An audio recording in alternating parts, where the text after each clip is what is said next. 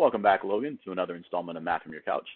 Today we're going to be focusing on graphing quadratics. So the last video we looked at graphing circles and how the transformation idea of the function, or the equation, interpreted how the graph was going to look using the parent graph.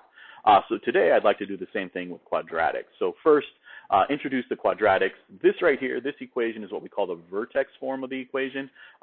It's y equals a times x minus h to the power of 2 plus k. Slightly different. You're going to notice here that it's not the same as a circle. It's a different equation, and the reason is because it's going to graph not a circle. Okay. So the idea here is that you'll notice the biggest difference is the k. The h looks exactly the same. It's x minus h to the power of 2. That's good stuff right there. There's this new number a. This a kind of acts like your radius. So we're going to look at these problems without the a. So what happens when you have no a in the problem? No dilation. And then over here, we have the k. Now the k, you'll notice, is different. It's positive this time, whereas in the circles, it was negative. The main reason this happens is because the k is not in direct contact with the y. So if you thought about it, remember the y, it was y minus k, but now the k is on the other side. Now the reason why we put the k on the other side is so that it's in function form. So we want this equation to be in function form, which only means the y is by itself. So the y is by itself, allowing this equation to be in its function format. All right, so let's take a look at the parent graph and the parent function. So the parent function, or the parent equation, is y is equal to x squared. And the graph for that is that orange parabola shaped right there. Okay. Now, some people might ask the question, why is the parabola this shape? Why does it look like that? And the easy answer is because if you make a t-chart, right, where you plugged in -2, -1, 0, 1, and 2, your answers, right, -2 to the power of 2 is 4, -1 to the power of 2 is 1, 0 to the power of 2 is 0, 1 to the power of 2 is 1, 2 to the power of 2 is 4. It comes out to this, so that we would plot these points as 0, 0, 1, 1, over 1, up 1, 2, 4, over 2, up 4, -1, 1, -1, up 1, -2, 4, -2, up 4, and it would get that parabola or parabolic shape right there. Okay, now, I just want to do a side note right here. What I'd like you guys to notice is the pattern that's going on over here. So if I was to take a look at this, this table, you'll notice that on the left side, it's always the x is changing by 1, okay, and that's because we chose that. But on the y side, we didn't choose this. This we actually get to interpret. It went down by 3, and then it went down by 1, and then up by 1, and then up by 3. And you're like, oh, there's kind of a pattern. Whatever happens on the top happens to the bottom. And that's exactly why it looks like the shape it looks like here. The left and the right sides are reflecting because the numbers on the top of 0, the numbers that are smaller than 0, result in having the same exact pattern on the left side and the right side. Now, something that's another interesting idea is that if you continue this by plugging in more points into our equation, 3 to the power of 2 is 9, and 4 to the power of 2 is 16, you'll notice that this pattern goes from 1, 3 to 1, 3, 5, and then to 7. And I think some of you can guess what the next number is going to be, and that's going to be by adding 9 to this. And if you add 9 to 16, you'll get 25, which is the same as saying 5 to the power of 2. Now, this is a really important idea in the next topic, so if you guys can see this, this is going to be really good. Right now, I'm not stressing out over it too much.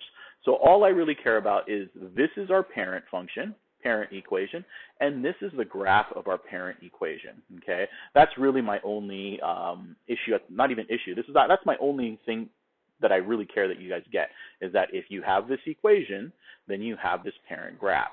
All right, so let's take a look at a couple of examples. Our first example, example number 1, what I'd like you to do is graph y is equal to x minus 4 to the power of 2 minus 3.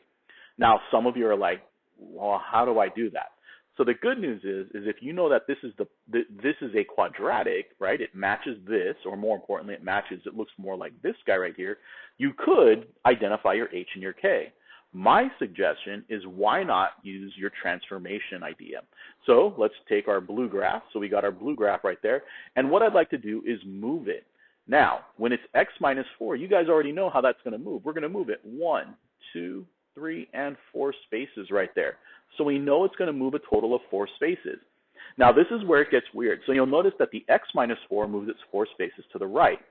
The minus 3 is not going to do what it did with circles because the -3 is actually not with the y. It's been moved away from it.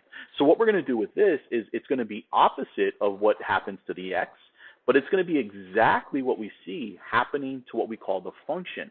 So we're going to take our equation, our parabola, and we're going to move it 3 spaces down, 1, 2, and 3. And this is the parabola that we have for our first example. All right, taking a look at example number 2. We have a very similar equation. It's a quadratic. It's y equals x plus 2 squared plus 1.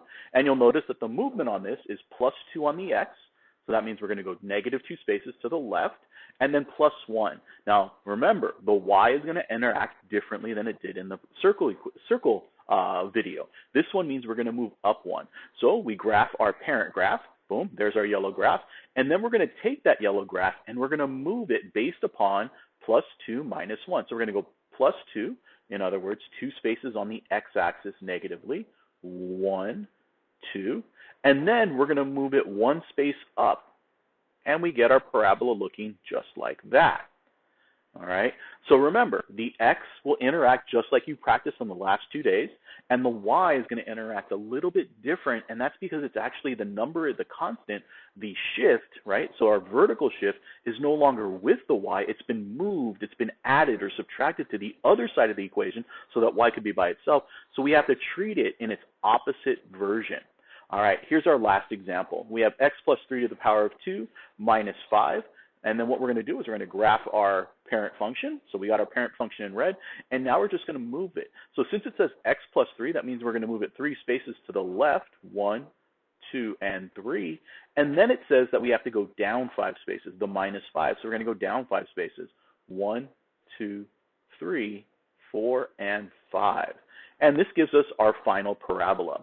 So the orange is our graph in the parent function, and then the blue, yellow, and red are just our transformations.